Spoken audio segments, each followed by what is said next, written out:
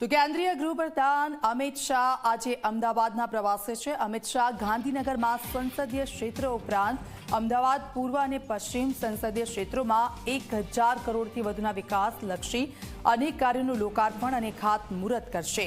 તો આજે અમિત શાહ 181 લોકોને સિટીઝન એમેન્ડમેન્ટ એક્ટ અંતર્ગત ભારતીય નાગરિકતાનું પ્રમાણપત્ર એનાયત કરશે। તો સાથે જ સિંધુ ભવન રોડ પર નવો બનાવેલો ઓક્સિજન પાર્ક પ્રજાને અર્પણ કરશે। તો મકરબા ખાતે નવા બનાવેલા સ્વિમિંગ પૂલનું પણ લોકાર્પણ થશે। આજે ગૃહપ્રધાનમંત્રી અમિત શાહ અમદાવાદ મુલાકાતમાં ગાંધીનગર લોકસભામાં આવતા 21 અને અમદાવાદ પૂર્વ અને પશ્ચિમ લોકસભા મતવિસ્તારના 4 વિકાસલક્ષી કાર્યોનું ખાતમુહૂર્ત કરશે। તો વેજલપુર વિધાનસભામાં વિશાળ જાહેર સભાને સંબોધિત પણ કરશે।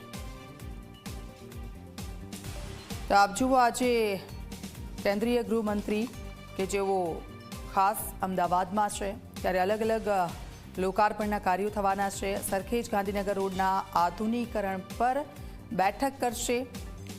થલતેજમાં અદ્યતન ઓક્સિજન પાર્ક જે તૈયાર થયો છે તેનું લોકાર્પણ શાહના હસ્તે થશે।